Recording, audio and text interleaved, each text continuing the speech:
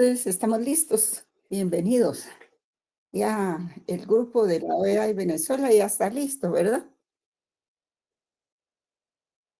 ¿Me escuchan? Sí, la Sí, escuchamos, licenciada. ¿Me escuchan, jóvenes? Sí, Sobre todo los que licenciada. van a dar la conferencia.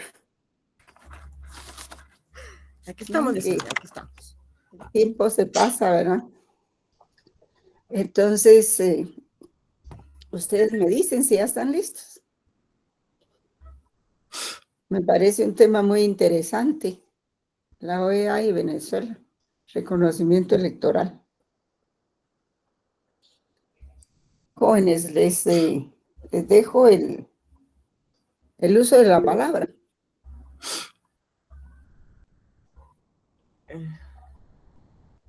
Bueno, y creo que ya todos los de mi grupo están, ¿verdad? Entonces, ¿Cómo? ¿qué tal, licenciada? Buenas tardes. ¿Qué tal, compañeros? Buenas tardes.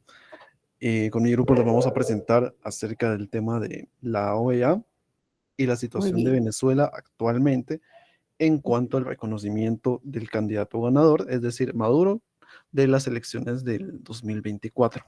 Entonces, vamos a empezar. Si puedes pasar a la siguiente, por favor. Escuchamos.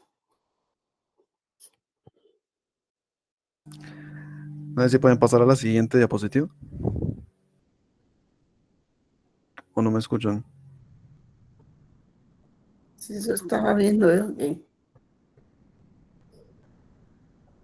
Sí se escucha. Sí, yo lo escucho también. Tal vez se le cortó la señal, pero ahorita lo voy a escribir.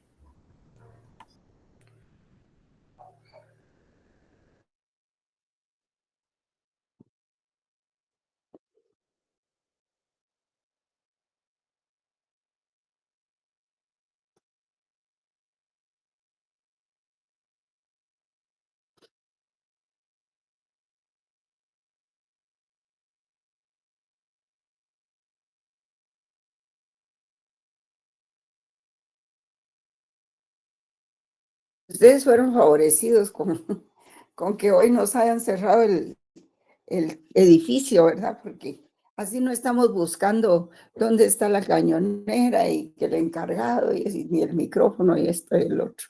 Así es de que esto facilita mucho la tarea de exponer, ¿verdad?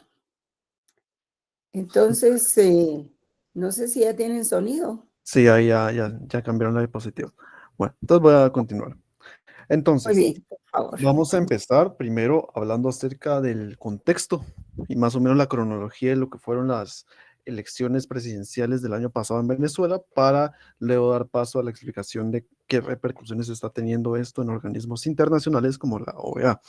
Entonces, en primer lugar, las elecciones que se dieron el año pasado fueron señaladas en gran parte de ser un proceso con bastantes irregularidades y carentes de muchos procedimientos de transparencia.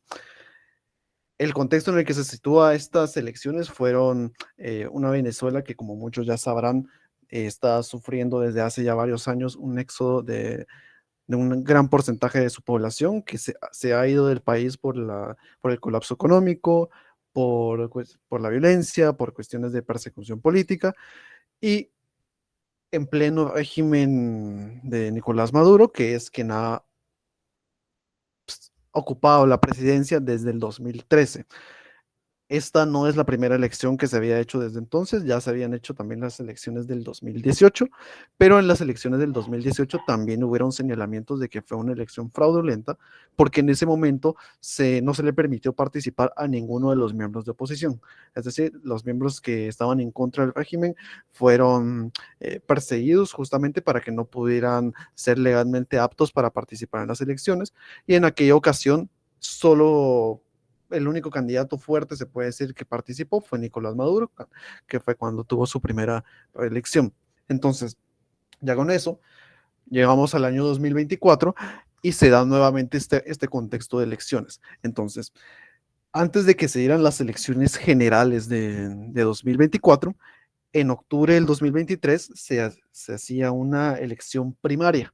Estas elecciones primarias tenían como fin elegir al candidato de oposición. Así es como funciona el sistema electoral en Venezuela. Entonces, primero hay una elección nacional donde se elige al candidato de oposición y luego a los meses ya se da la elección general del candidato de oposición contra el resto de candidatos. Entonces, en octubre del 2023 se da esta elección estas elecciones primarias de todos los candidatos de oposición, donde resulta ganadora la candidata María Corina Machado.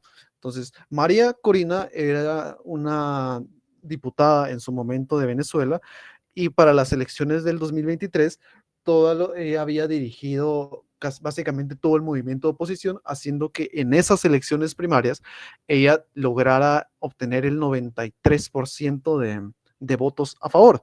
Es decir, ella tenía un gran número de votantes que la apoyaban y definitivamente no tenía ninguna contrincante respecto a la oposición, sino toda la oposición ya estaba organizada para apoyarla a ella como candidata y líder que iba a buscar deponer al régimen mediante la vía electoral. Entonces, se dan estas elecciones en el 2023 donde Corina Machado queda como la candidata de oposición y justamente a partir de ahí empiezan los problemas en este proceso electoral.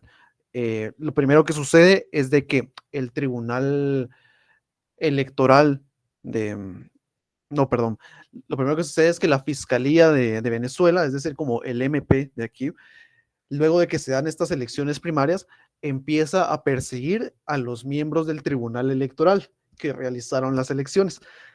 Esto empezaron a decir de que los resultados habían sido fraudulentos y que habían sido manipulados, y lo que querían hacer básicamente era tratar de evidenciar ante la opinión pública que la elección de Corina Machado había sido fraudulenta.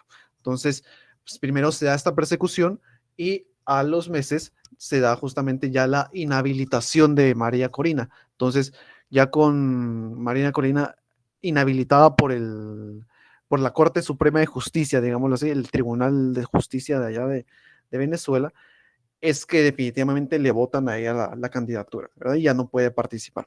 Entonces, lo que sucede después es que esto sucede en marzo. En marzo del año pasado es que le votan la candidatura a María Corina y entonces la oposición se organiza y rápidamente busca a un candidato suplente que pueda nuevamente enfrentarse a las elecciones presidenciales. Entonces, de esa segunda elección se elige a Corina Lloris.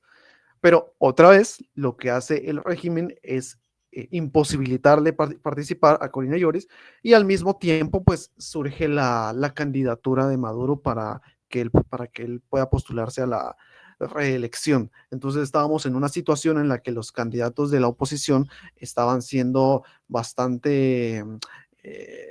se les estaban poniendo varios obstáculos para que participaran y al mismo tiempo ya el régimen chavista estaba empezando a mover su maquinaria para postular a Maduro y así volver a obtener el poder por un periodo más. Entonces, esto sucede en marzo y es hasta mayo del 2024 que se da otra vez una tercera postulación de parte de la oposición.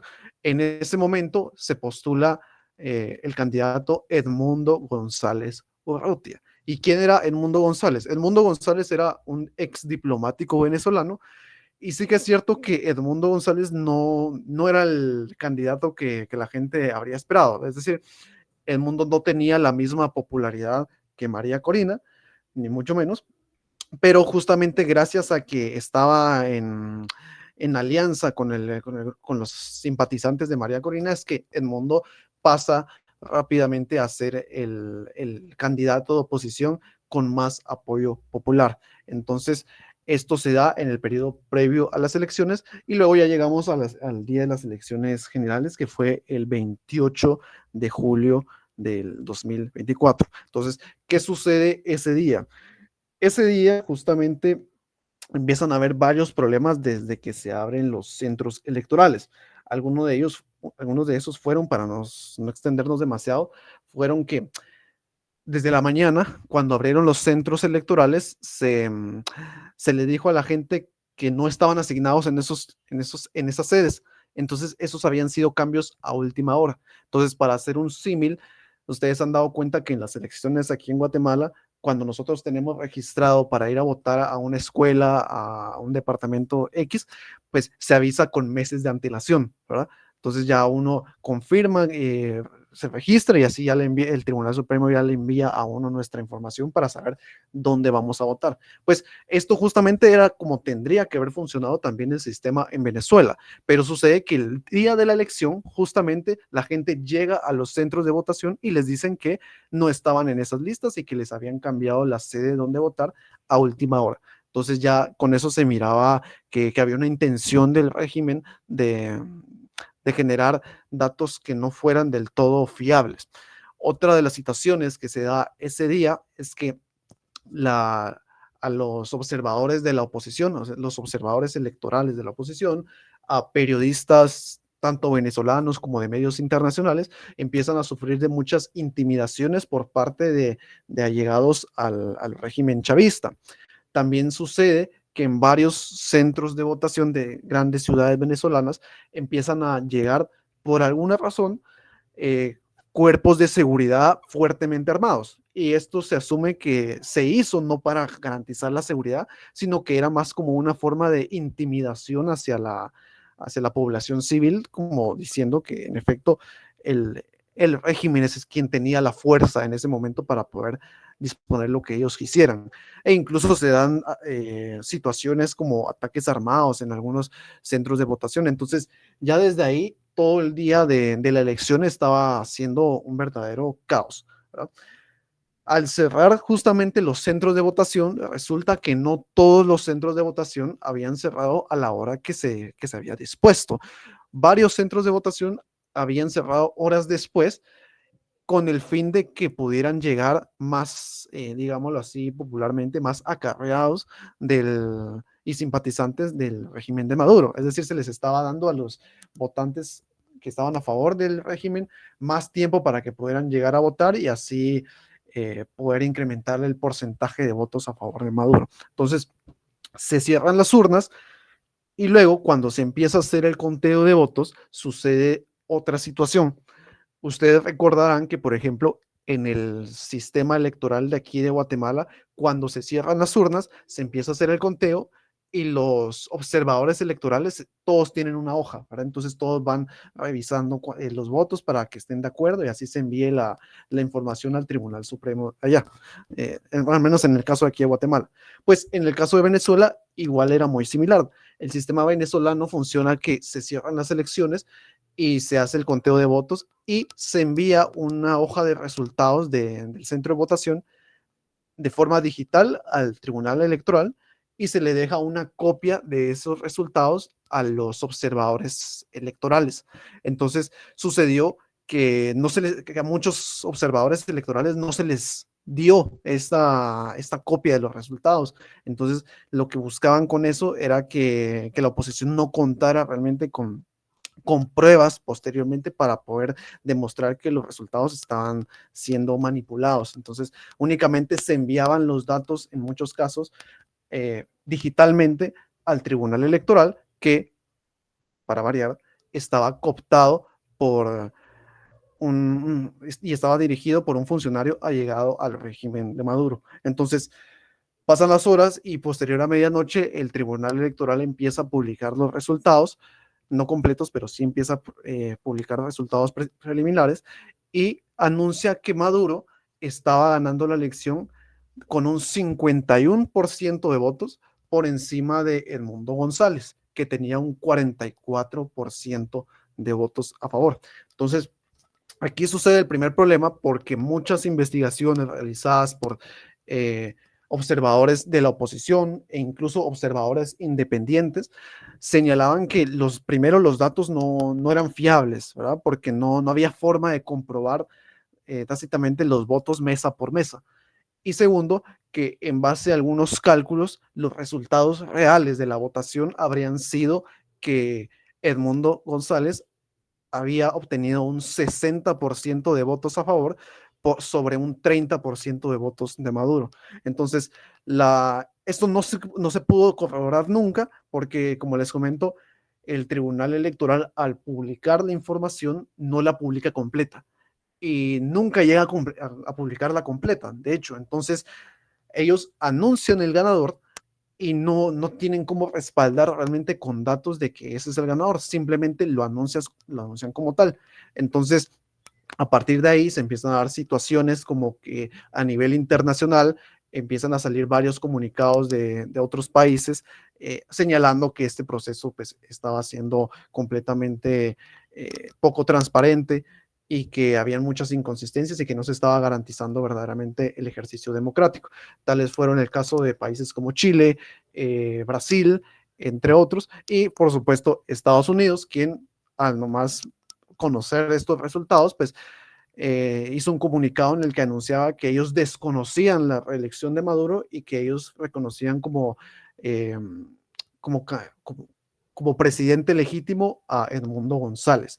Entonces, esto es lo que sucede en ese momento, digámoslo así, un fraude que existe a nivel general en las votaciones de Venezuela.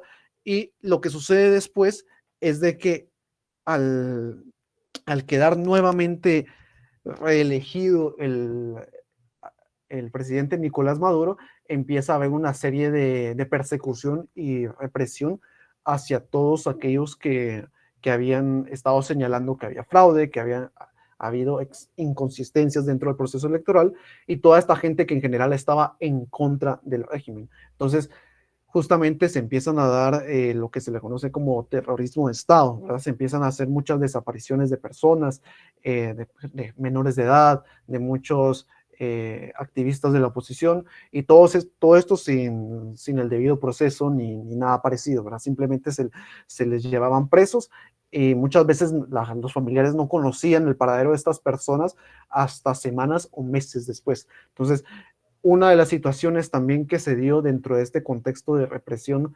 post-votación es algo que se llamó la Operación Tum Tum, y es que en Venezuela había una aplicación de App Store, literalmente, de celular, que se llamaba Ven App, o sea, como Venezuela App.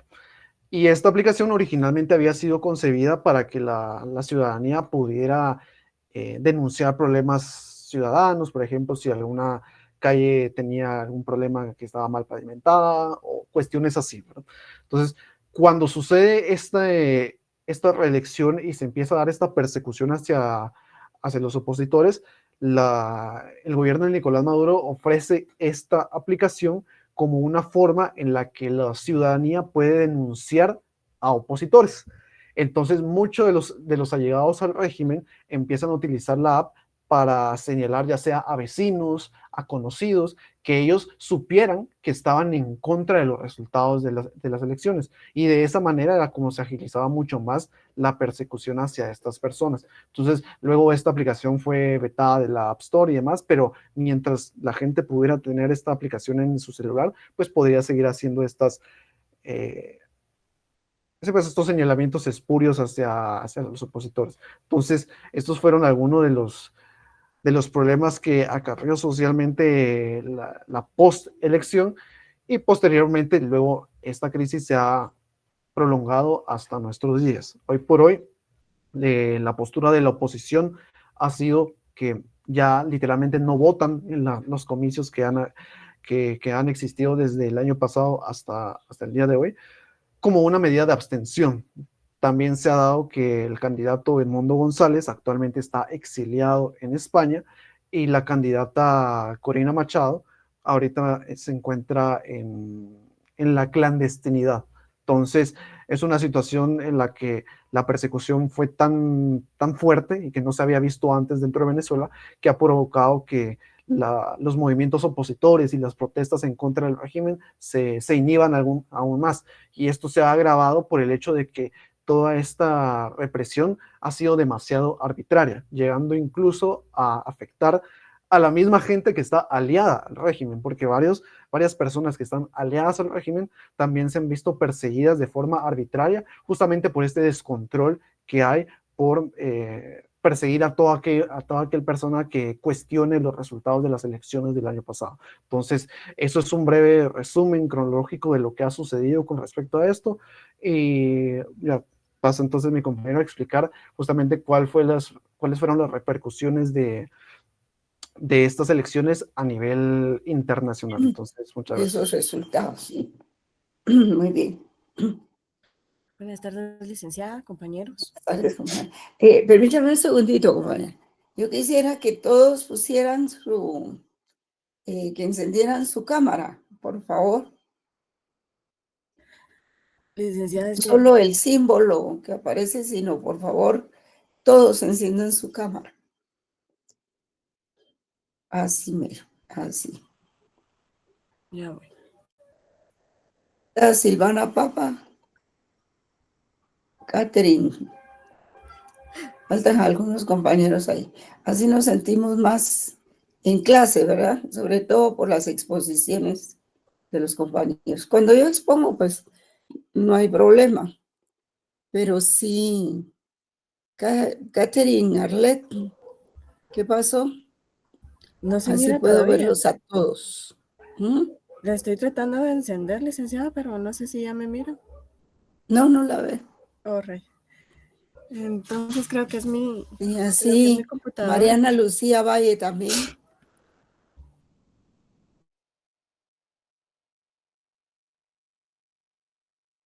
Y todos, por favor, con su cámara abierta. Adam Manuel, Emanuel, Franco. ¿Ya se ve, licenciado? ¿Todavía no? Todavía no. Ah, Bueno, continuemos porque tenemos dos grupos, ¿verdad? Así bueno, de que voy a tengo empezar, licenciada. el uso de la palabra, por favor. Ok. Buenas tardes, Interesante licenciada. la Compañeros. exposición, muy, tiene mucha información, muchos datos. Sí, tiene La bastante. verdad que los felicito. Ok, empiezo. La democracia se defiende con hechos, no solo con palabras, y el caso de Venezuela en 2024 demuestra cómo la falta de acción internacional puede dejar a todo un pueblo sin voz. Este es un tema muy importante para todos nosotros, ya que, aunque no vivimos en ese país, hemos visto las repercusiones que tiene internacionalmente. Y la postura que tiene la OEA ante esto sería la siguiente. En julio del 2024 se celebraron las elecciones presidenciales en Venezuela, elecciones que todos conocíamos en los países de América y en algunos del resto del mundo, ya que todos estábamos atentos gracias a los medios de comunicación y muchas redes sociales. La Secretaría General de la OEA, encabezada por Luis Almagro, denunció que el proceso estuvo lleno de irregularidades, ya que al todos estar al tanto de la situación tan precaria que ha tenido el país en todos estos años, se pensó que el pueblo venezolano elegiría al candidato opositor Edmundo González, pero todos nos llevamos una gran sorpresa al darnos cuenta que nuevamente ganó las elecciones Nicolás Maduro. Elecciones que estuvieron viciadas y tuvieron mucho fraude electoral. Según el informe, el gobierno de Nicolás Maduro aplicó un esquema represivo, manipuló los resultados y no ofreció las garantías democráticas necesarias. Es decir, que el CNE no mostró al público los resultados del escrutinio de papeletas y solo dijo que en efecto Nicolás Maduro había ganado la candidatura con un 51% de las votaciones. Sin embargo, la oposición sí presentó actas en las cuales mostrarían su gran victoria, mientras que el oficialismo no mostró pruebas suficientes para su triunfo. Almagro planteó dos opciones: reconocer la derrota de Maduro y abrir un camino de transición democrática, o bien convocar a nuevas elecciones, esta vez con observadores internacionales. La OEA debatió en pleno, ya que 12 países pidieron una reunión urgente para el Consejo Permanente para debatir ante la situación de los resultados de las votaciones en Venezuela. La idea de esta reunión era aprobar una resolución que exigiera publicar las actas, proteger el material electoral y permitir auditorías independientes, pero la resolución no alcanzó la mayoría de votos necesaria para su aprobación. El resultado de la votación fue el siguiente: tuvieron 17 votos a favor, 11 abstenciones y 5 ausencias. Entre las abstenciones de países como Bolivia, Colombia y Honduras, mostraron que no había unidad en la región. Esto debilitó muchísimo la capacidad de la OEA de presionar al gobierno venezolano para que dieran un escrutinio completo de las actas y que mostraran los verdaderos resultados dados en esas elecciones.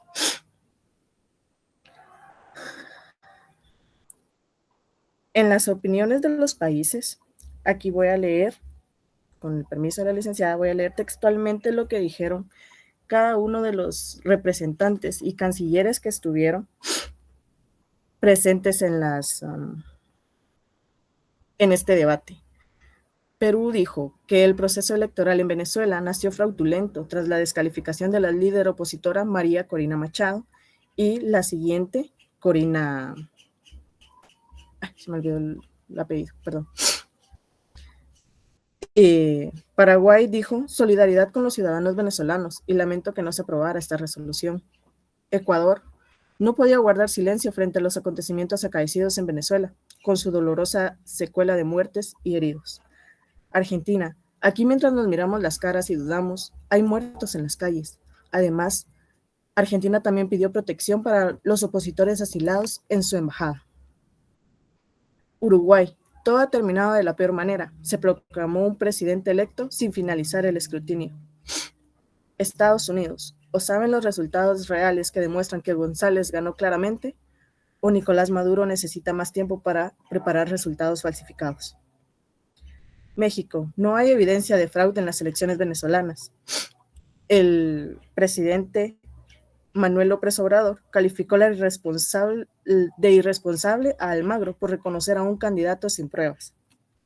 Mientras tanto, el representante guatemalteco no dijo nada, pero el gobierno de Guatemala sí. Nuestro actual presidente, Bernardo Arévalo, expresó que no reconoce al nuevo periodo presidencial de Nicolás Maduro en Venezuela, al que tildó de régimen ilegítimo. El gobierno del presidente Arévalo considera que el régimen ilegítimo de Nicolás Maduro ha demostrado su falta de voluntad para el diálogo y por ello exige el cese inmediato de la usurpación. Como nos pudimos dar cuenta, en estas posiciones de los países hay dos grandes bloques, países que denunciaron fraude y exigieron transparencia, y otros que se mostraron más cautelosos y defienden el oficialismo.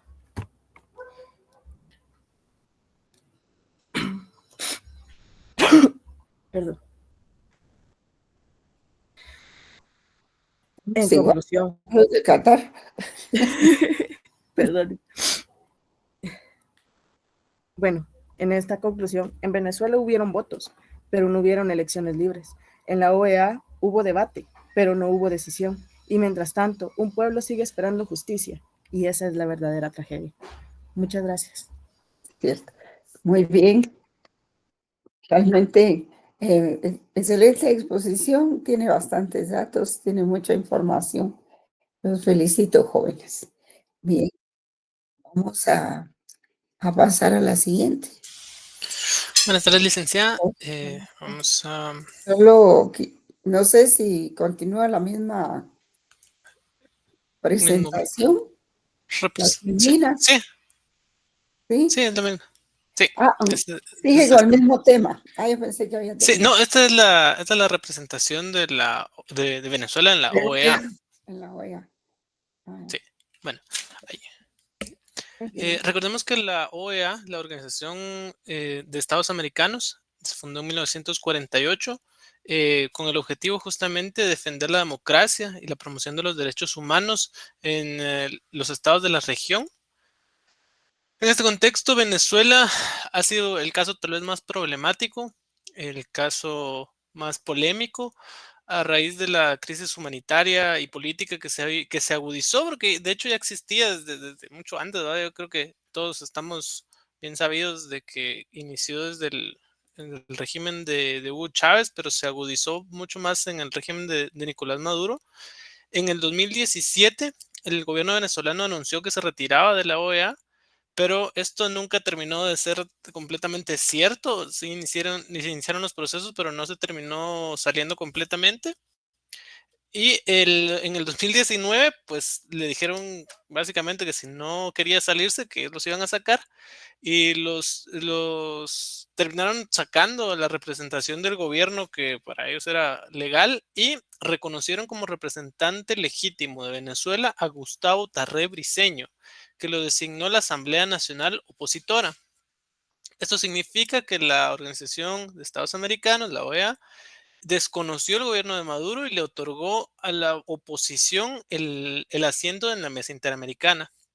Este cambio tuvo una consecuencia profunda que debilitó la legitimidad del chavismo representado por Maduro, que perdió voz y voto dentro de la OEA, lo que lo dejó sin la posibilidad de influir en otros debates, en la aprobación de resoluciones o en la defensa de su propia narrativa ante la comunidad regional. Eh, la oposición, por el otro lado, ganó bastante porque ya tenían una plataforma internacional en la cual podían denunciar las violaciones a sus derechos, podían visibilizar la represión que, como mis compañeros ya les expusieron, fue muy latente en este proceso electoral, y se pudo exigir la mejora de las condiciones electorales, obviamente con visores internacionales. Esta decisión pues fue muy dividida dentro de los propios miembros de la organización.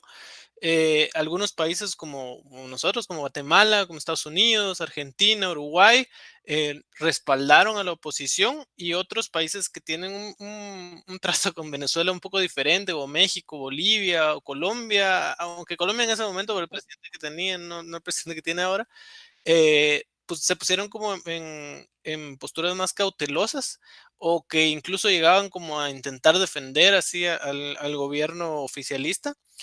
Pero esto solo sacó a la luz un problema que la OEA tiene, que es la división entre sus miembros. No se nota que haya un consenso entre qué es lo que realmente quieren hacer. Y esto es lo que limita a la Organización de Estados Americanos a actuar firmemente y hacer algo, pues, que se pueda palpar. Bueno, desde el punto de vista jurídico, aceptar un delegado opositor eh, eh, supo ampliar la interpretación del principio de reconocimiento. La OEA no tenía facultad formal de reconocer gobiernos, ya que es una decisión soberana de cada estado, pero en la práctica sí se hizo, y sí se determinó prácticamente de forma arbitraria quién representaba a Venezuela dentro de un organismo. Y esto es un precedente muy peligroso porque puede influir en futuros conflictos donde la legitimidad de un... Entonces, ¿Sí? futuros procesos electorales.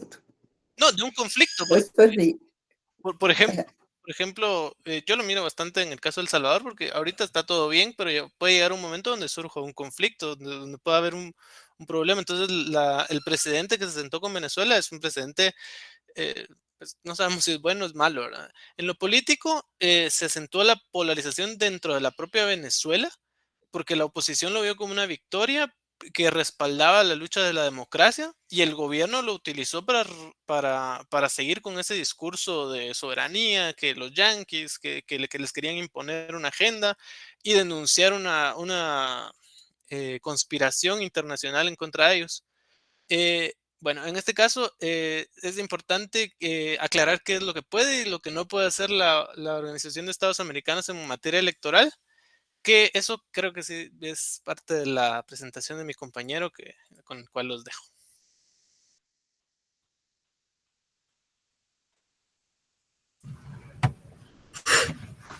Eh, entonces vamos a ver qué puede y qué no puede hacer la OEA frente a estos casos de electorales, ¿no? Que suelen ser muy controvertidos. La OEA tiene una misión muy clara que en todo el continente americano, que es promover la democracia.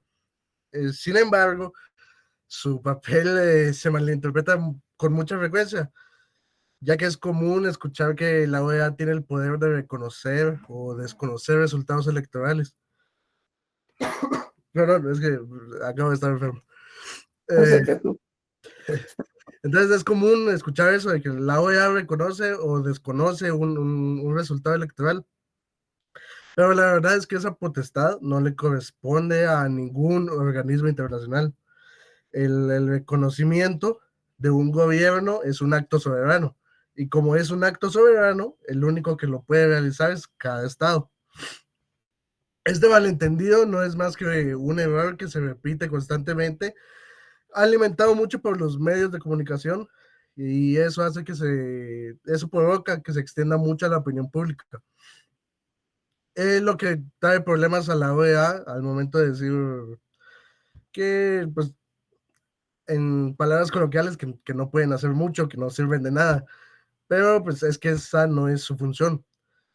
El marco jurídico de la OEA, que está compuesto por la Carta y la Carta propia de la Organización de Estados Americanos y la Carta Democrática Interamericana, define muy bien los límites de las capacidades del organismo. Por un lado, consagra el principio de no intervención, que eso es muy importante para cualquier organismo internacional, lo que le impide reemplazar o fungir como una autoridad nacional.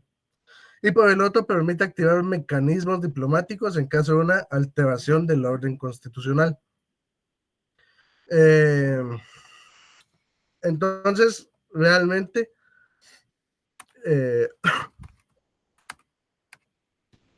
lo que da es que solo tienen mecanismos, realmente no puede tomar decisiones. Entonces, lo que sí puede es mandar misiones de observaciones electorales, dar asistencia técnica y auditorías a pedido de un estado. Estas dos solo las puede hacer si el estado receptor lo pide o más bien lo concede. Luego puede emitir pronunciamientos técnicos, puede convocar al Consejo Permanente y a la Asamblea General para tomar decisiones que realmente solo sirven para dar presión geopolítica a los problemas. Luego está la aplicación de la Carta Democrática Interamericana, que esta incluye una gestión diplomática un poquito más extrema, que es que mediante el voto de todos los estados participantes de la OEA pueden suspender la participación del estado que está teniendo los problemas electorales de la OEA, pero realmente no sirve tampoco de mucho porque solo suspende de su representación en el organismo. Entonces, como les digo, solo es una presión geopolítica. No toma decisiones porque no puede reconocer ni desconocer gobiernos, como ya dije. No puede validar ni anular jurídicamente elecciones y mucho menos puede imponer sanciones económicas. Tomando un poco más del ejemplo de Venezuela ahorita en 2024, hay un mapa de ruta que se sigue, que dentro de lo que sí puede hacer la OEA.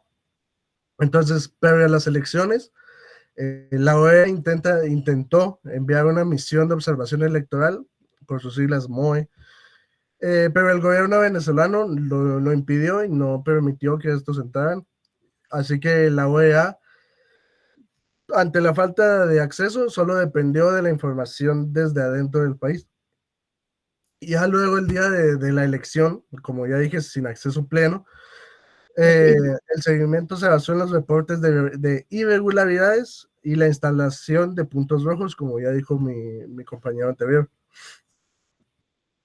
Después de las elecciones, inmediatamente después, el Departamento para la Cooperación y Observación Electoral, DECO, que forma parte de la OEA, emitió un comunicado indicando que los resultados oficiales no podían reconocerse.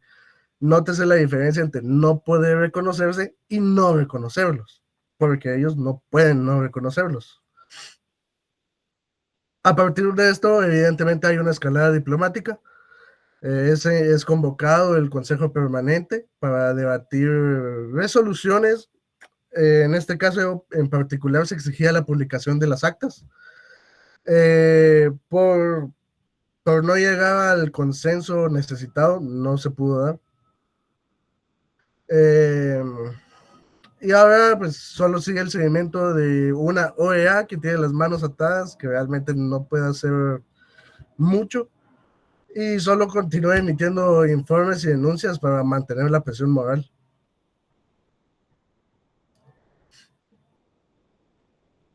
Y está limitada, está amarrada de pies y manos la OEA. Pero Bueno, Con esto vamos a ir concluyendo nuestra presentación con las últimas partes que va a ser la crítica, una recomendación y unas conclusiones.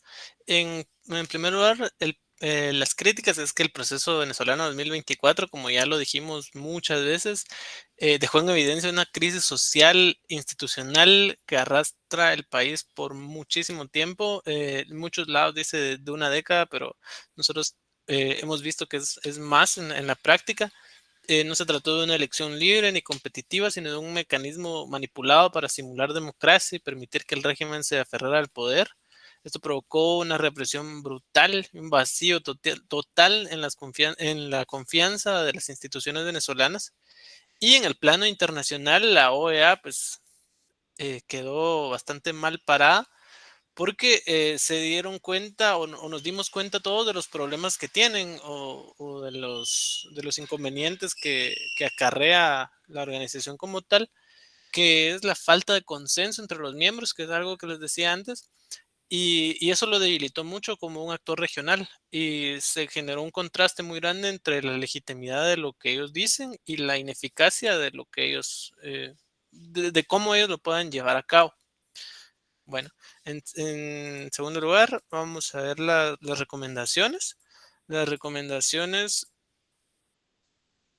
eh, es que, pues que la OEA y los otros organismos internacionales tengan un papel más eficaz y que se superen esa polarización política que tienen entre sus miembros para que se puedan coordinar estrategias conjuntas y establecer auditorías internacionales que sí sean vinculantes, que se obligue a publicar las actas y los resultados verificables, que se garantice una protección efectiva de los derechos humanos para que no vuelva a suceder la represión que hubo y, y crear protocolos regionales mínimos para las elecciones que aseguren la presencia de observadores internacionales independientes, como mencionó mi compañero, que no los dejaron entrar en esta oportunidad, y la publicación mesa por mesa de los votos. En ese caso, creo que algo así como lo hace Guatemala, ¿verdad? Que allá no se tuvo ni siquiera eso. Eh, Más un montón de otras cosas que podrían hacer para reforzar la transparencia, que permitan evitar crisis de esta naturaleza en otras oportunidades. Y por último, las conclusiones es que lo ocurrido en Venezuela fue un proceso electoral manipulado, un proceso electoral represivo. Estuvieron cooptadas completamente por el chavismo, por el gobierno de Nicolás Maduro.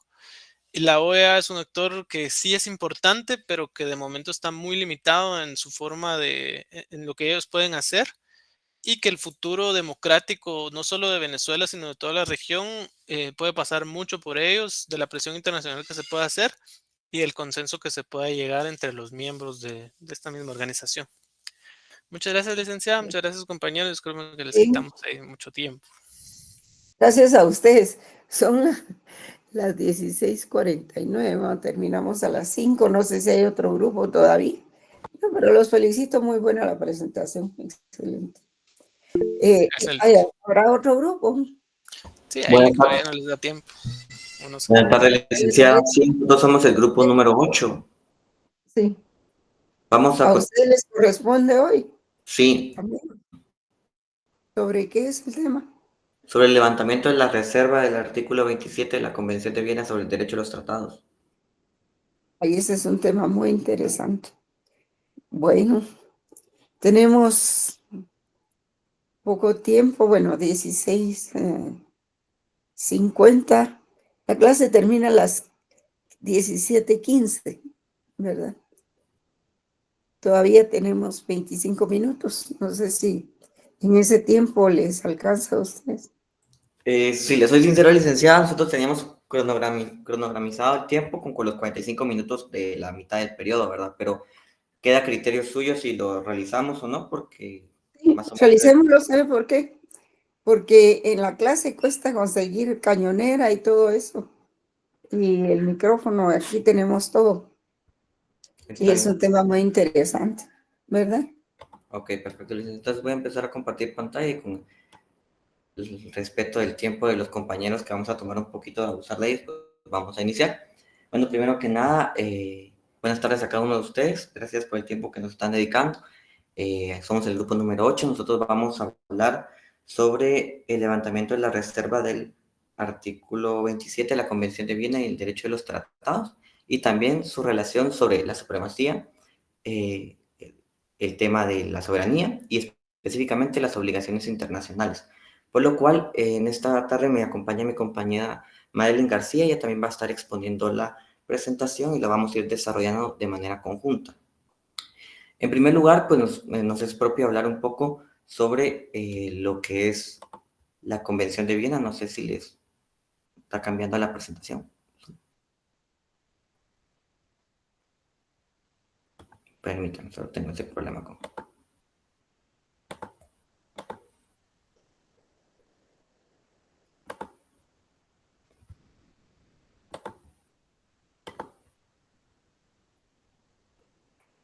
Ahí está. ¿Ya me pueden decir si indican, ven bien la presentación?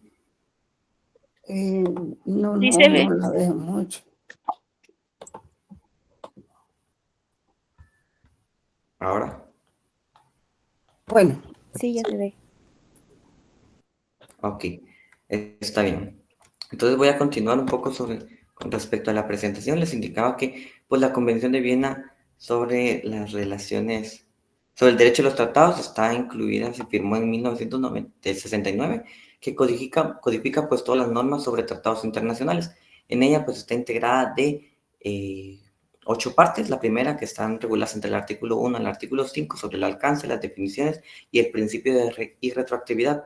La parte 2, pues es el artículo 6 al 25 sobre la celebración de los tratados, la capacidad del consentimiento, las reservas y la entrada en vigor. La parte 3 sobre las observancias, la aplicación, la interpretación y los estados terceros. Esta figura, pues son todos aquellos que si bien no participaron en la codificación, también se pueden adherir a la Convención de Viena.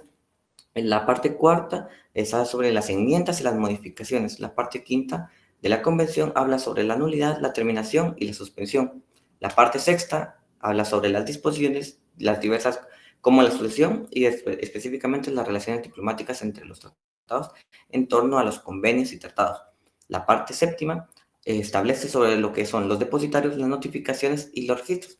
Y por último, la parte 8, que son las disposiciones finales sobre la firma, la ratificación, la adhesión, la entrada en vigor y, por supuesto, los textos auténticos. De esta manera, al lado encuentran una imagen donde se consigna pues, el documento original de la Convención de Viena sobre el derecho de los tratados. Pero, ¿qué es lo que nos suscita hoy para hablar específicamente en torno a esta presentación?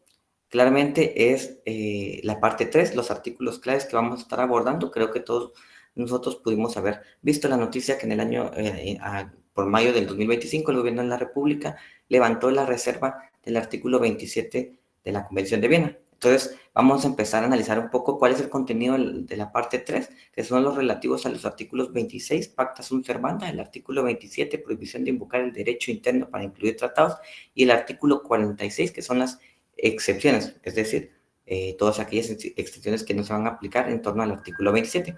Y con ello buscamos responder una pregunta fundamental, y es, ¿cómo se armoniza la supremacía constitucional con los compromisos internacionales? De esta manera, mi compañera Madeline va a empezar a explicar pues, los propios artículos y después vamos a hablar sobre los antecedentes.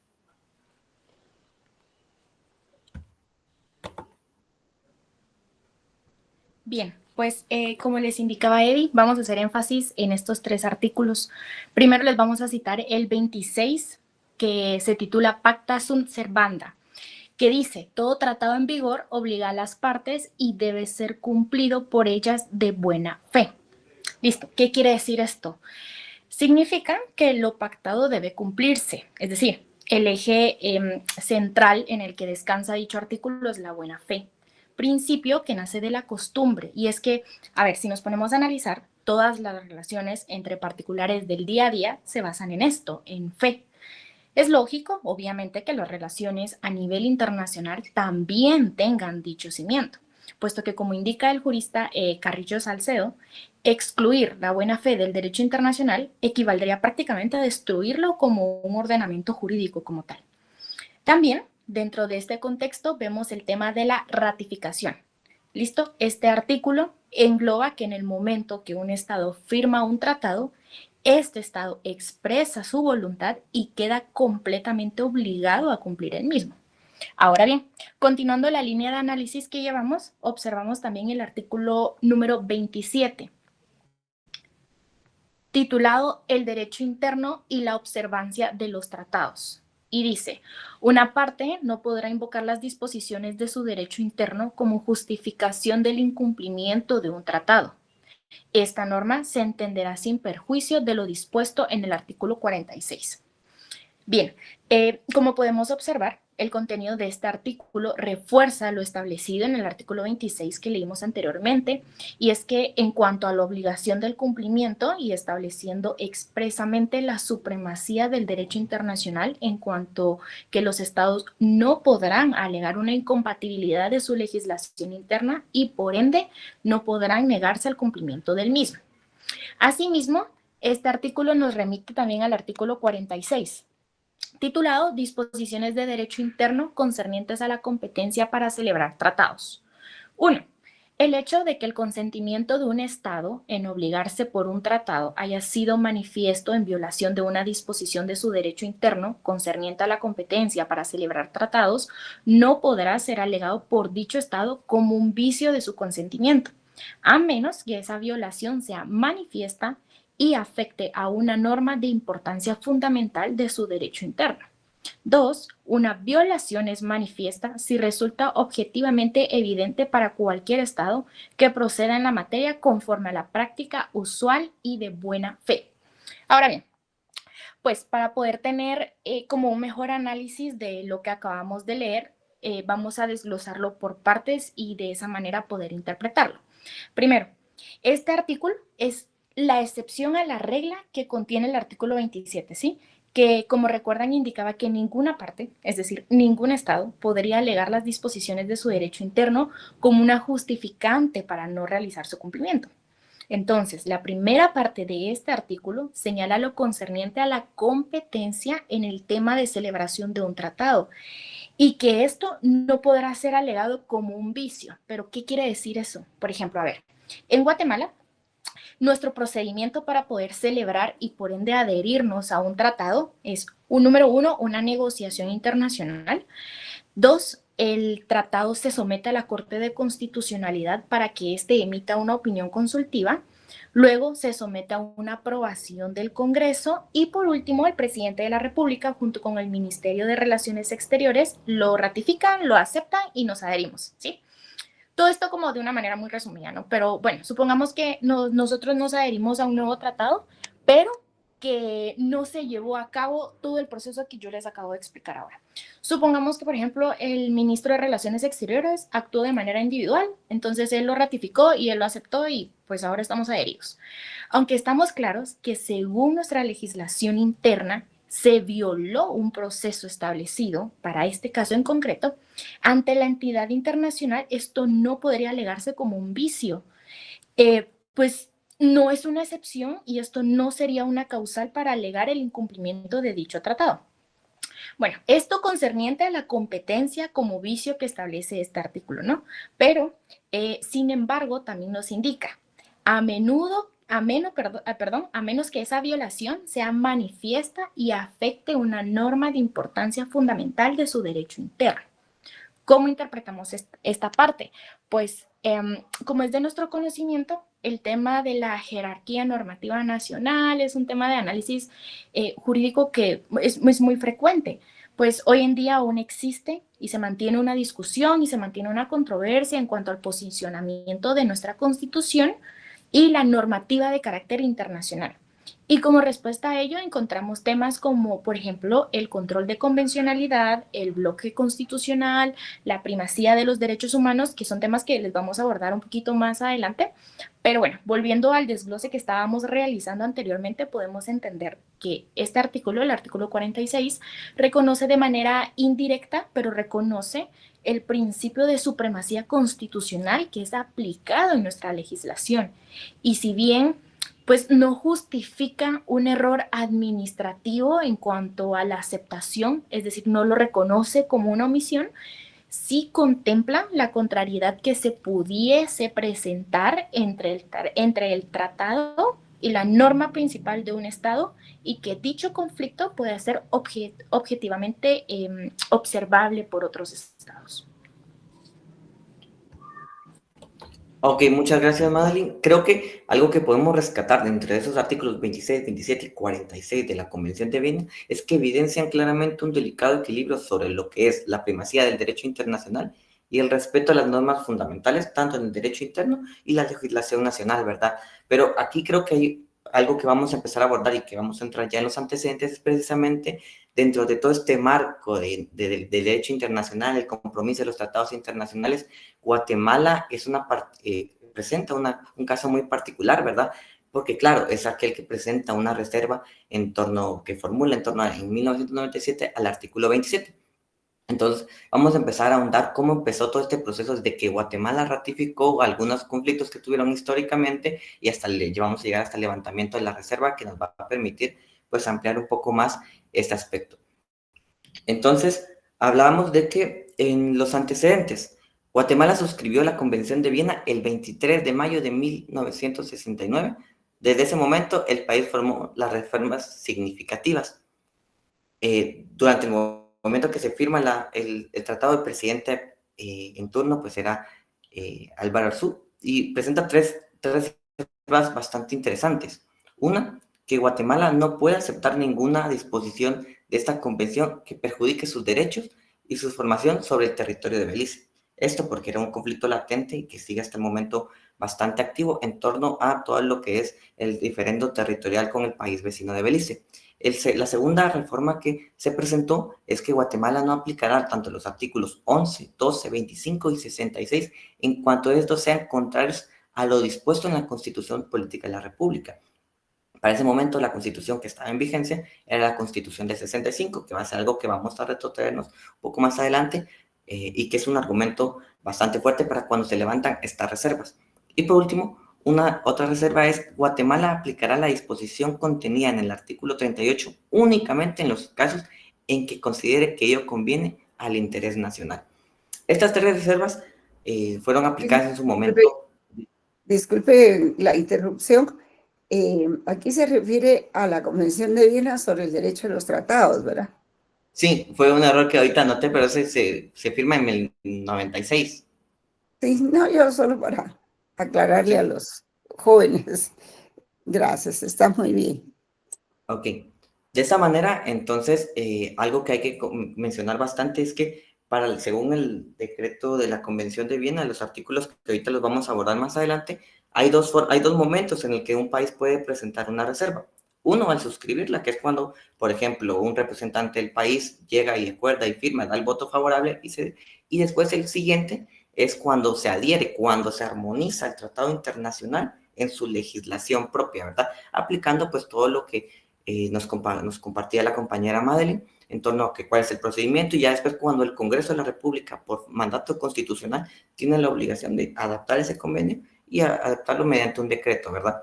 Entonces aquí nos preguntamos, ¿de dónde sale la reserva del artículo 27? Pues si bien cuando se suscribió el tratado no se presentó, es en el año de 1997, ya cuando entra a decir, el Congreso de la República pues aprueba la Convención de Viena mediante el decreto 55-2096 del 26 de junio de 1996, que se publica oficialmente en el Diario de Centroamérica en ese mismo año, pero empieza a regir de manera vinculante hasta el 14 de mayo de 1914. Justamente en los debates que tuvo el Congreso de la República en torno a pues, el tema de armonización, el tratado de la Convención de Viena sobre las relaciones diplomáticas, sobre el derecho a los tratados, es que empiezan a notar algunos detalles con torno al artículo 27, que como ya se dieron cuenta, pues la argumentación en ese tiempo era que pues esto suprimía la supremacía constitucional, es decir, que cualquier tratado que se estableciera y se suscribiera, pues iba a sobreponerse sobre la Constitución. Una cosa que pues a nuestro criterio es de errónea interpretación, ¿verdad? Que pues más adelante lo vamos a ir trabajando un poco. De esta manera, pues, se presenta esta nueva reforma y claro, cuando se le presenta la reserva, pasamos a la siguiente, existe obviamente posicionamientos internacionales en contra.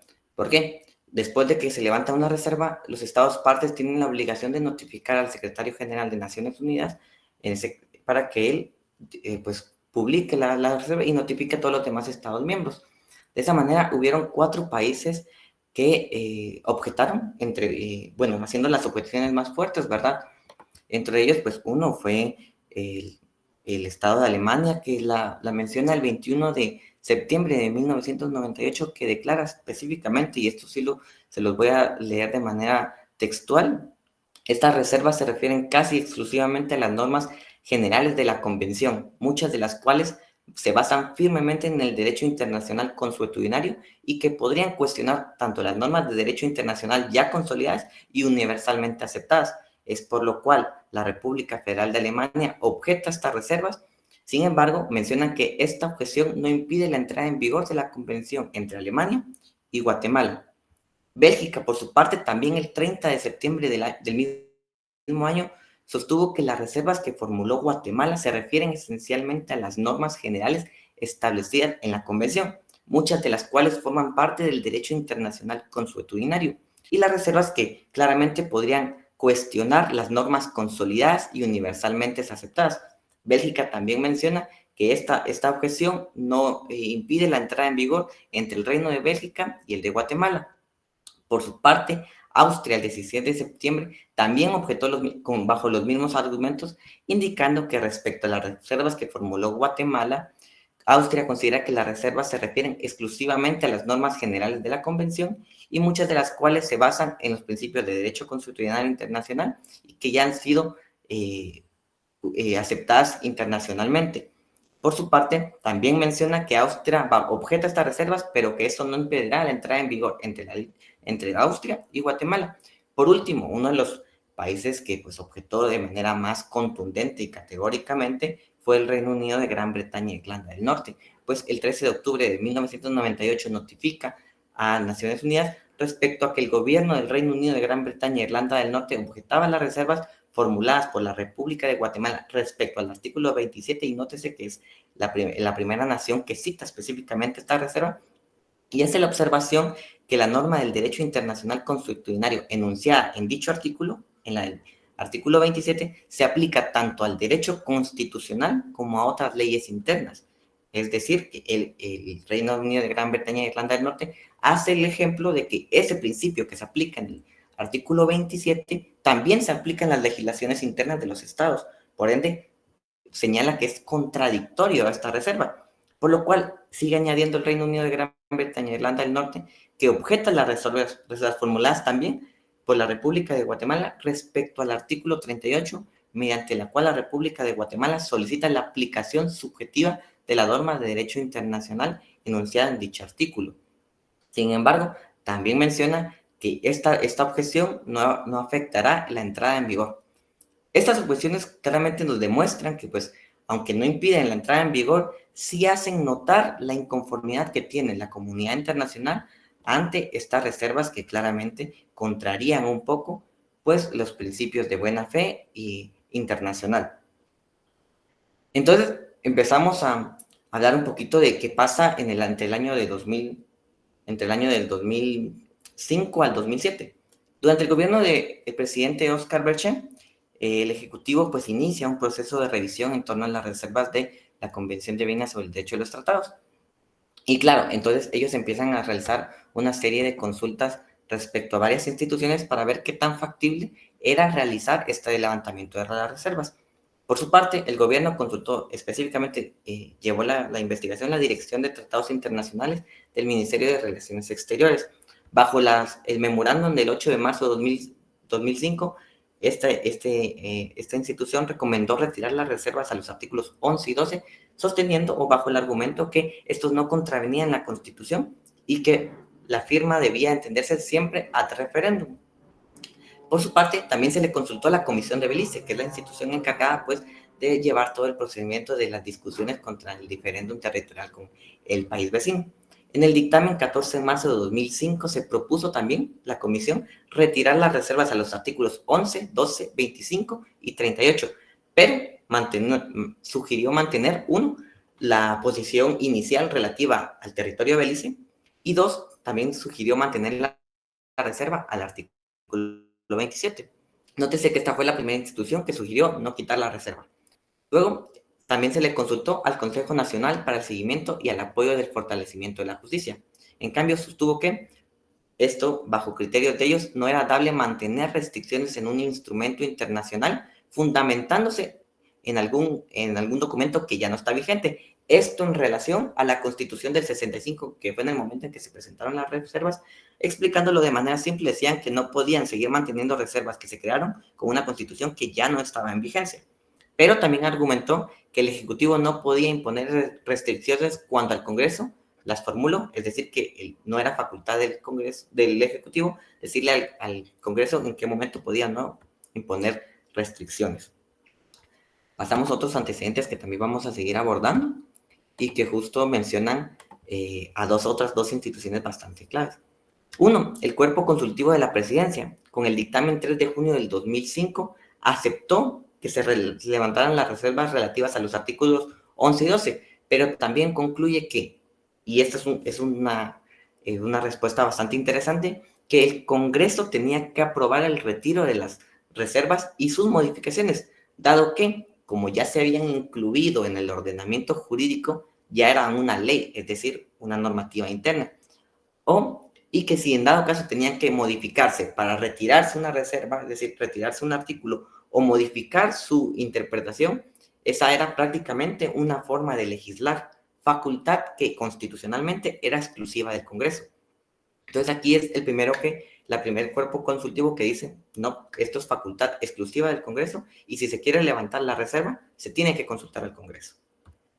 Por su parte, la comisión encargada de realizar todas esas investigaciones también del Congreso de la República sugirió en su dictamen de septiembre de 2005, sostuvo que la Convención de Viena de los Derechos de los Tratados era un instrumento que era principalmente fundamental en la convivencia entre los estados en este mundo globalizado, y también concluyó específicamente con la Comisión de Relaciones Exteriores que la Reserva General sobre los derechos y reclamaciones sobre el territorio de Belice eran válidos y que se tenían que seguir manteniendo, pero que las relativas a los artículos 11 y 12 debían de retirarse por no ser contrarios a la Constitución, siempre que se deje la reserva del artículo 27. En ese momento, la Comisión de Relaciones Exteriores también solicitó que no se modificara la reserva del artículo 27 por contrariar lo que estipulaba la Constitución. Pero también mencionaban que, referido a la preeminencia de la Constitución sobre cualquier ley o tratado, sugerían retirar el artículo 66, pues este dicho artículo no era contrario a la Constitución, pero siendo su contenido contemplado en el artículo 171, que son facultades del Congreso, literal número 1 al numeral 5, ellos demandaban también que se realizara el retiro para armonizar al Estado de Guatemala con la comunidad internacional. Respetando también el artículo 5, la comisión consideró que también era necesario hacerse el levantamiento de estas reservas. Hasta ahí en el proceso de los antecedentes que se dan en el 2005-2007 con el gobierno de Oscar Berger, de manera después de cumplir con todo este procedimiento, estas consultas, pues el presidente decide notificar al secretario general de Naciones Unidas sobre el levantamiento de las reservas en si no estoy mal, en el año de 2007. El gobierno notifica al secretario general y establece que retira totalmente las reservas formuladas en la República de Guatemala el 23 de mayo de 1969 y confirma que la que se añadió en el 97. Entonces establece que los artículos 11, 12, 22 y 38 y 25 van a ser retirados por el Estado de Guatemala, pero que va a mantener las reservas del artículo número 27. Esto por contrariar su constitución. Ahora bien, ¿qué pasa en el año 2025, verdad? En el año 2025, pues, el Ejecutivo en mayo, pues, realiza el levantamiento de la reserva del artículo 27. el 10 de abril de 2025, Guatemala notifica al secretario general de las Naciones Unidas sobre el retiro de la reserva del artículo 27. Y el 5 de mayo se publicó oficialmente el acuerdo 65-2025 en el Diario de Centroamérica. De esta manera, bajo los argumentos del Ejecutivo, establecían que, uno, era la decisión por facultad del artículo 149 de la Constitución, que establecía que todas las relaciones internacionales debían regirse conforme a los principios de reglas y buenas prácticas internacionales, y que este artículo, esta reserva del artículo 27, generaba, por ejemplo, un malentendido en torno a cuál era la postura del cumplimiento del Estado de Guatemala en torno al cumplimiento de los tratados que fielmente suscribía y ratificaba. Este levantamiento de la reserva, y nótese que fue de manera unilateral y que no fue consultada, a diferencia del proceso que realizó el presidente Oscar Berger, generó bastante suspicacia entre tanto el sector de justicia y también entre varios colegas profesionales que empiezan a cuestionar que si este procedimiento había sido o no correcto, ¿verdad? ¿Por qué? Por no aplicar pues el mismo procedimiento consultivo que realizó el presidente Oscar Berger en torno a... De esta manera empiezan bastantes colectivos a impugnar y mediante acciones de amparo presentan ante la Corte de Constitucionalidad una solicitud para que se suspendiera la vigencia de esta notificación. Entonces, vamos a empezar a abordar un poco sobre qué es la oposición a esta reserva. La Corte de Constitucionalidad recibe, pues por medio del CEDECON, mediante su presidente Francisco Quesada, la Fundación contra el Terrorismo, algunos diputados del Congreso de la República y algunos otros sectores de sociedad civil que presentan amparos y pues mediante el expediente acumulado, la Corte de Constitucionalidad otorga el amparo provisional dejando en suspenso el acuerdo gubernativo 65-2025, ¿verdad? Y también menciona sobre el tema del retiro de la reserva. La Corte aquí establece y subraya que su decisión buscaba custodiar la estabilidad del orden jurídico nacional hasta que los amparos sean resueltos en definitiva.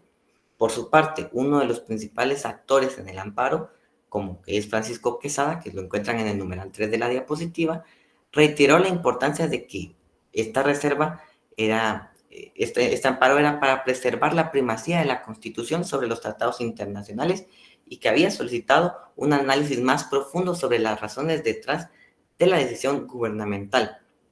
Por su parte, la Fundación contra el Terrorismo fue un poco más contundente y señaló críticamente que Arévalo estaba debilitando la supremacía constitucional al violar los artículos 44, 175 y 2004 que establecían que ningún tratado puede ser superior a la Constitución. Bueno, dentro de aquí, ¿qué se pronuncia el gobierno de la República? Bueno, la respuesta por medio de la Cancillería del Gobierno de la República, el Ministerio de Relaciones Exteriores, pues establece que mediante el comunicado que emitió el 9 de mayo de 2025, argumentó que el presidente de la República tiene las facultades que establecen el artículo 183, específicamente en el literal O, y que pues queríamos hacer un poco el ejercicio de que algunos compañeros no lo leyeran, pero se los vamos a leer rápidamente.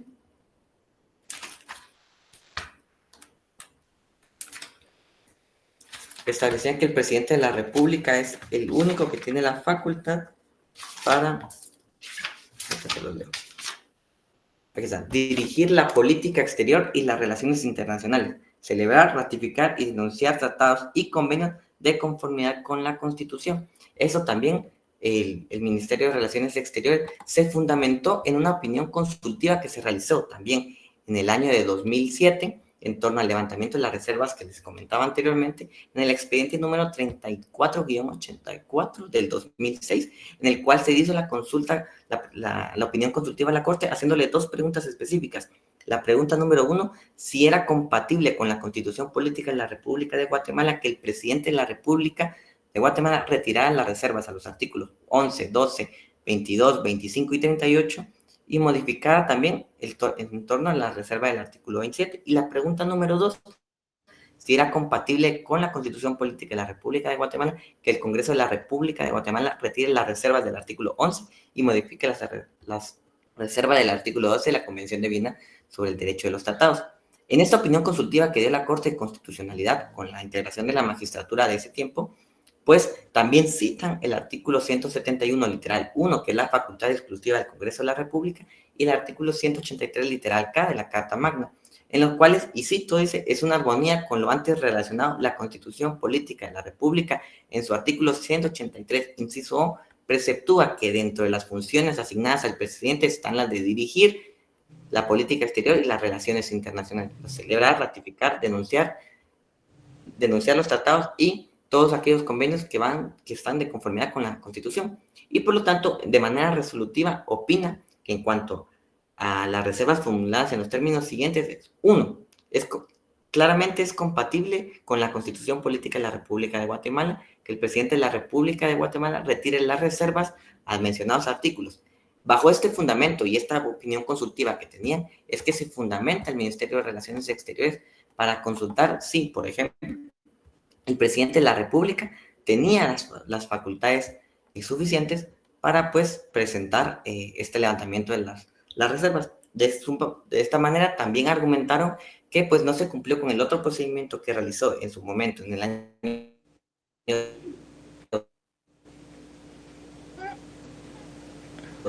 2005, Oscar Berche.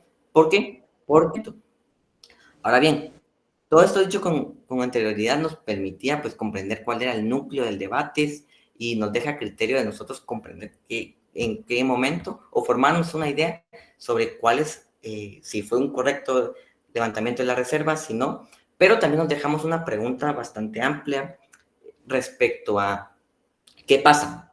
La Corte de Constitucionalidad resolvió que Guatemala debería de suspender provisionalmente el levantamiento de la reserva y notificar al secretario general. Pero la particularidad acá es que por la propia integración de la Convención de Viena sobre el Derecho de los Tratados establece que, uno, en su artículo número 7, numeral 2, que se entenderá que tienen plenos poderes, uno, el presidente de la República, el canciller o ministro de Relaciones Exteriores y los jefes de relaciones, de misiones diplomáticas para, por ejemplo, en este caso, levantar las reservas.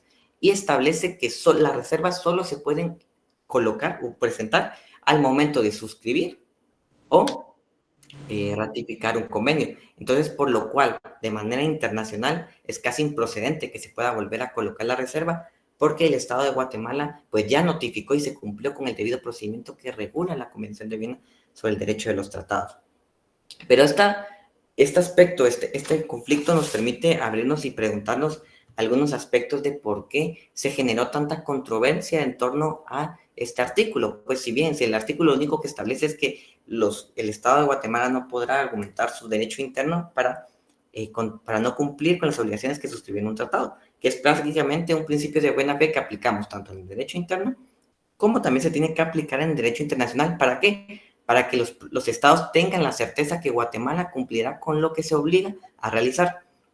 Entonces, surge la pregunta de que empezamos a comprender cómo se entiende actualmente la soberanía, cómo comprendemos el tema de los tratados internacionales y la armonización. Entonces, nos es propio empezar a abordarles un poco sobre este aspecto relativo a cuál es el control de convencionalidad, cuál es el bloque de constitucionalidad que sirven para, por su parte, armonizar un poco más el derecho internacional y entender cómo, por la globalización, comprendemos el derecho internacional. Entonces, vamos a continuar con la exposición con mi compañera Madeline. Bien, como les indicaba Eddie, toda esta controversia que les acaba de exponer obviamente necesita una serie de cimientos, que en este caso es una serie de herramientas de protección jurídica. Vamos a iniciar con lo que es el control de constitucionalidad. En términos muy sencillos, este control lo podemos entender como una de las herramientas que permite salvaguardar, uno, el Estado de Derecho y armonizar su soberanía con los compromisos internacionales. ¿Listo?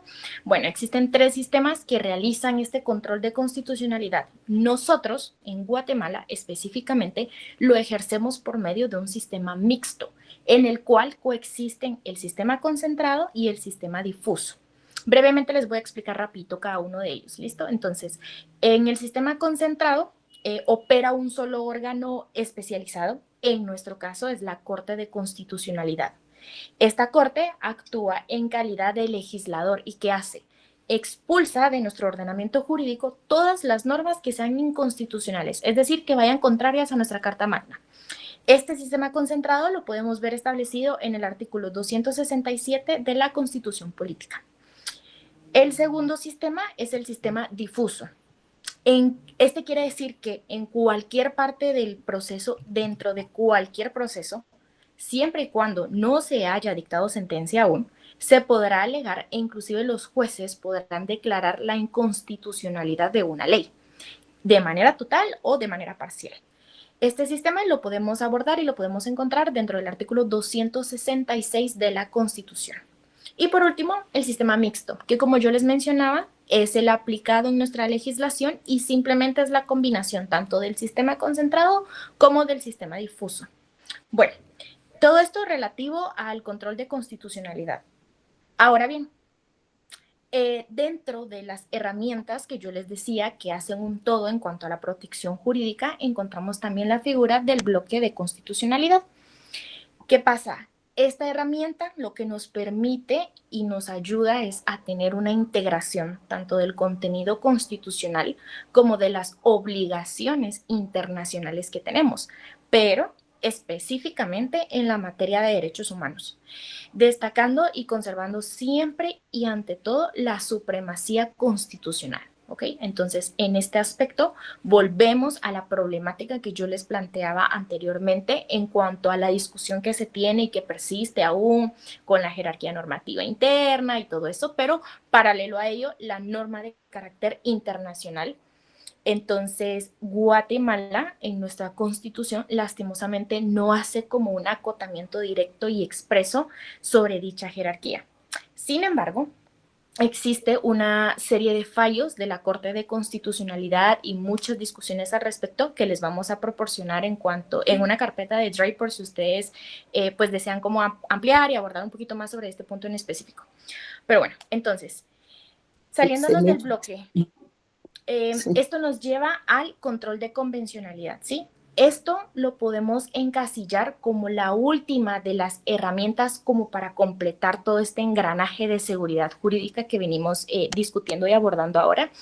Entonces, en términos muy generales, podemos entender al control de convencionalidad como una protección, ¿sí? Que ejerce ¿quién? La Corte Interamericana de Derechos Humanos. ¿Y esta qué hace? Se asegura de que la normativa interna propia de cada estado, en nuestro caso en específico, que nuestra normativa legislativa guatemalteca sea compatible y pueda aplicarse y se esté aplicando de acuerdo a la Convención Americana sobre Derechos Humanos, ¿sí? Esta es su función primordial. Entonces, de este modo, establecemos que el esquema guatemalteco realiza este engranaje de seguridad jurídica. ¿Y qué va a combinar? Uno, va a combinar el control de constitucionalidad, el cual lo indicamos anteriormente que funciona bajo un sistema mixto, que es la suma de los otros dos. También encontramos dentro de este engranaje el bloque de constitucionalidad, como una técnica integradora de un todo en cuanto a nuestra legislación interna y a nuestras responsabilidades internacionales. Y por último, el control de convencionalidad, ¿sí? Entonces, esto es la garantía de aplicación internacional. Esto referente a los cimientos de la seguridad jurídica, de este engranaje de herramientas que funciona dentro de nuestra legislación. Bueno, ahora algo que nos permite comprender un poquito este aspecto, nos la pregunta. No sé si les falta mucho porque ya casi entramos al otro periodo de las 5:30. Ya casi terminamos, Lidia, esta es la última diapositiva. 17:29 tengo que entrar a la otra clase. Sí. Ya solo esta es la última diapositiva, licenciada. Un minuto. Está muy bien el tema, sí. Brevemente, bueno, esto nos permite preguntarnos cómo entendemos la soberanía moderna y en un contexto de globalización del derecho, ¿verdad? ¿Por qué? En el año de 1576, Baudin hablaba sobre cómo se consolidaba o cómo se entendía el concepto de soberanía, ¿verdad? Como era aquel poder absoluto del monarca, porque en ese tiempo pues era que el monarca era quien tenía el control y era quien la representación material de una persona soberana, de un estado soberano. Por su parte, con el Ilustramiento llega Hobbes, Rousseau, Locke y empiezan a establecer y a reconfigurar el concepto de soberanía con el contrato social, ¿verdad? En el cual una población entregaba pues, esta libertad civil, esta libertad natural, para contener una libertad civil que era organizado por un Estado, ¿verdad? Por esta figura estatal que iba a tener el monopolio de la fuerza.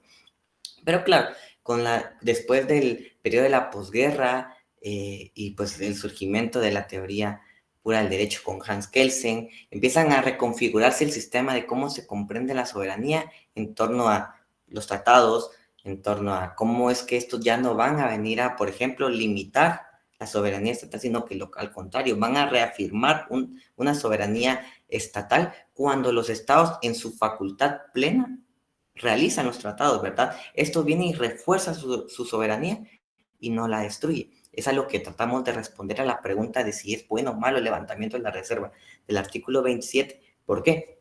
Porque pues con el levantamiento de la reserva, lo que dice Guatemala al mundo es: nosotros vamos a cumplir y vamos a reforzar nuestros tratados, o lo que nos obligamos, y por ende reforzamos nuestra soberanía. Y claro, con el surgimiento pues, de esta globalización del derecho, la discusión del medio ambiente, de derechos humanos, de comercio, toda esta configuración de tratados internacionales vienen a generar estos límites estructurales a los estados que les permiten, por ejemplo, delimitar muy bien su soberanía y pues reconfigurarla en un concepto más amplio en lo de cómo vamos a comprender la soberanía en el contexto de una globalización de derecho, ¿verdad?